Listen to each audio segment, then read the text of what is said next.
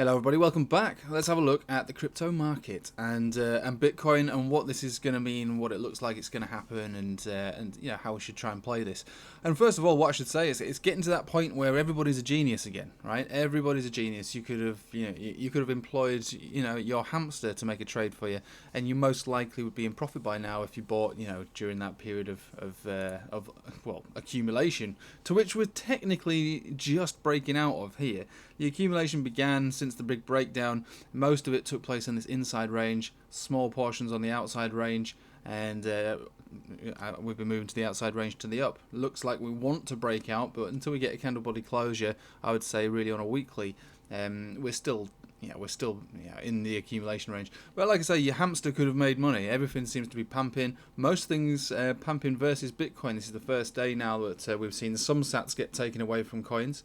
But generally speaking, most coins are gaining their, versus Bitcoin. They're doing extremely well.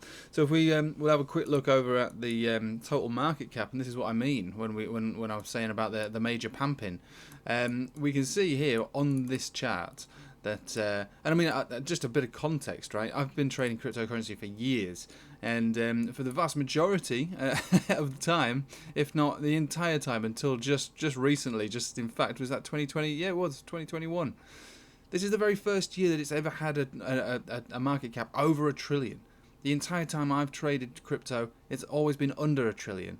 And if we look at what's happened in the last 7 weeks, just a casual $1 trillion entered the market, just like that, just $1 trillion. Remember, like I say, I've been trading crypto for a long time, and the entire time it's been basically fluctuating from below 100 billion to the maximum, the parabolic top, about 760 billion. But the majority of the time it's less than half a billion. Less than half a trillion. Numbers are blagging my Swede, right? So yeah. Look, a casual $1 trillion over that now entering the market, and it's been spread more or less evenly across the board. Today's the first day that we've seen a bit of a move to the up on Bitcoin dominance. It's, overall, the chart is a bearish chart. We were saying that if we break down below 44.5, this is where the next alt season will take place, to which we are already in, and we've already been in, I suppose, since to be honest, since down here. I mean, the entire event has been an alt season, but it really picked up pace from this rejection and from a breakdown of this upwards trend line, and then for me, confirmation that we're going to get some significant gains below 44.5%. But those who watch my channel, you know me, I'm a very, very cautious, perhaps maybe overcautious trader. And we look at this chart here, this Bitcoin dominance chart, and it is a matter of support and resistance, and we are heading further and further down to what is probably going to be a good chance of support and a bounce. We already had one here, we've had them here as well. We've never really been this low historically, only a very small amount of time spent down at these low levels. And what this means is, the reason I'm bringing it up is that crypto market has what's known as a rotation event, right? And that's normally how it plays. That's why I've got all these areas marked out on this chart, because over the last few years I've been playing Bitcoin dominance, getting into Bitcoin at supports, out into altcoins, back into altcoins at resistance, and we had this descending channel which broke to the up, as they often do, and then finally hit a resistance and broke down. So that's just an overview of how I've been playing this market for the last 3 years. So because I play the market with this rotation in mind, making the most out of what's going in and going out of Bitcoin to altcoins, I do feel like it's something to be aware of, that when we come down to these low levels, that we might want to start hedging into Bitcoin, right? And I don't mean hedging in directly smack bang on the resistance, on the support line. I mean, basically, if you feel like you want to take profit, depending on the chart that you're trading, if you think that it's looking a bit overextended, or money flow index is peaking, towards 95, or RSI is sky high, or if you've got bearish divergence, there's all kinds of reasons why you why you want to take profit on things. Doesn't mean you have to take absolutely everything out. I think that the better place to take it, given the state of the market right now, is taking profit into Bitcoin, and that in my opinion, that's what I'm doing. And the reason for it is that I think that there will be a rotation out of altcoins into Bitcoin as we approach these lower levels. So if we get a bounce from here, that's fine. If we break down from here, the altcoins continue to party. But historical resistance, historical support all the way down here at 36% dominance. I didn't think we'd ever see that again. And we may never do that, but if we did, then hedging to a much larger extent is going to be required. Not just to hedge against who's going to go up most, but also hedge against who's going to lose most. And sometimes the two go hand in hand. This area over here, if anyone remembers, back in 2020, when this portion of Bitcoin dominance started to increase, this is where Bitcoin did a 300% rally from here to here.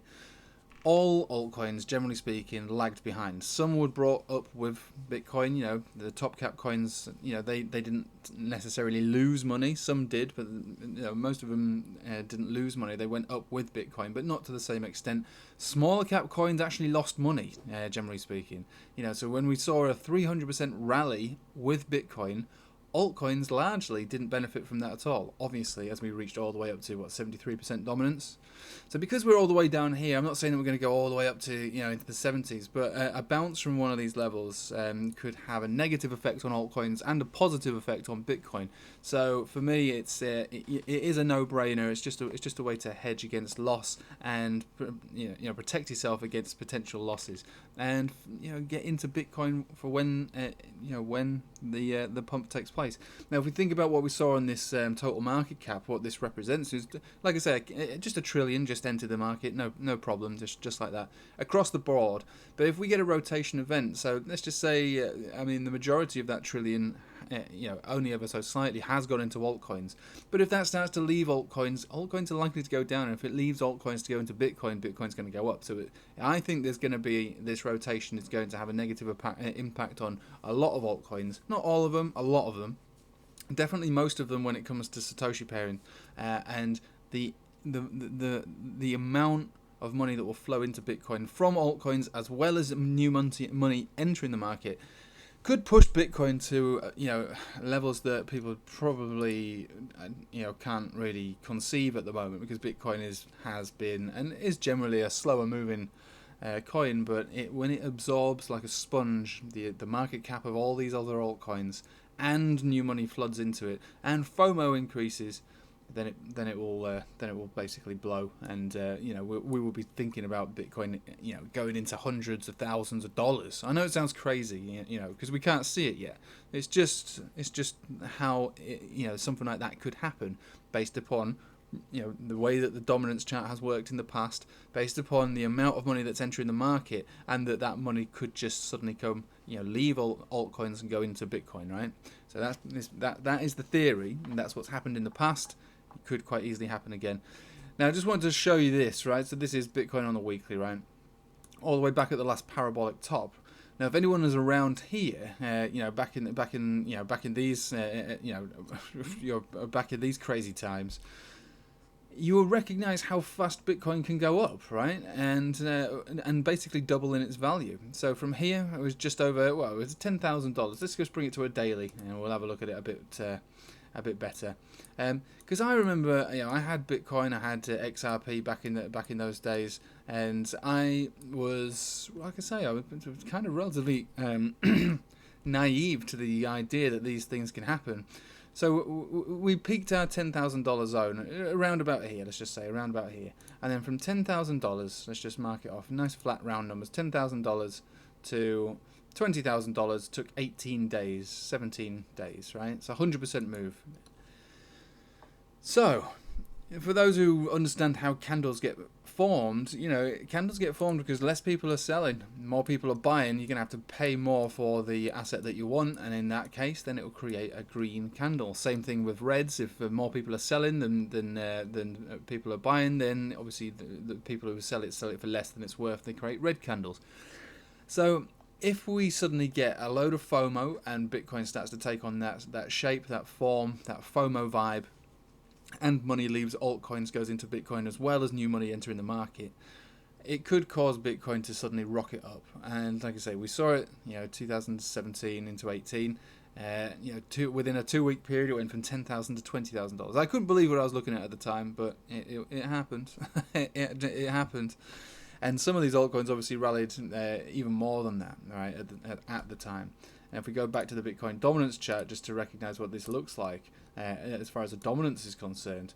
So we've got 2017 into 18. This was your final stage for Bitcoin, rallying, dumping, rallying all the way up to the absolute peak, and then a rotation took place from Bitcoin into altcoins. The market was definitely different back around here. It wasn't as easy to buy altcoins, and a lot of them were paired with Bitcoin, and there was a lot of reasons for the chart to look like this. The market's more mature now. You've got trading pairs across the board of all kinds of stable coins and fiat currencies, exchanges all over the place, derivatives. It's a different market, so it is going to look slightly different. And I'm not going to say that, because I can't say it, that there will be a rotation from Bitcoin into altcoins to mark the end of the bull run. It might not. It's a different market. But what I'm trying to put across here is that as we are all feeling like geniuses, like I said at the beginning, everybody's a genius right now, even the hamster. A real trader, I suppose, would be cautious about how they decide that they want to play this market based upon how it's behaved in the past. And I think that there is going to be a rotation, even though the rotation has not taken place at the moment. Money is entering the market evenly, largely in the favour of altcoins, ever so slightly. But soon there will be a rotation, and you don't want to get caught on the wrong side of that trade. You don't want to be seeing all your gains getting wiped out as Bitcoin basically swallows what could have been those profits, and then actually goes on to make a significant rally that nobody's really expecting, because everybody wants to make hundreds and thousands of percent. It could be the case that you might not make hundreds of thousands of percent, because Bitcoin stole your sats basically, and then stole your market cap and reigned supreme. Now, I'm not a Bitcoin maximalist. Absolutely not. I'm just a trader, and like I say, this chart helps gauge where the market is likely to go. And the lower we get for Bitcoin dominance, the more exciting it is as it's taking place. But the more cautious I am, because I've seen the reactions that we get at supports, and I don't want to get caught and stuck in the wrong side of trade. I would hate to end the bull market stuck in altcoins as Bitcoin moves all the way up to $200,000 or whatever. I'm not saying that that's the destination, but it could be. When we think about the enormous amount of money that's entered the market recently, and if let's just say it's 50-50, split down the middle, that's $500 billion in altcoins. Let's just say $250 billion leaves altcoins, goes into Bitcoin. That's the sort of thing that I'm kind of expecting to happen. They're only gains when they're realised. Do you know what I mean? Your profit is unrealised profit until it's taken, and that's I suppose the point, the message I'm trying to put across here. But obviously, I'm not a financial advisor. This is just the way I'm deciding to play the market, based upon the way that this market has been played in the past and how I've traded this Bitcoin dominance chart, how I've used it to my advantage, spotting the beginning of alt seasons before they begin, possibly spotting the end of alt seasons before they end. So that's all I have to say. But anyway, thank you for watching. I hope you have a nice day, and take it easy.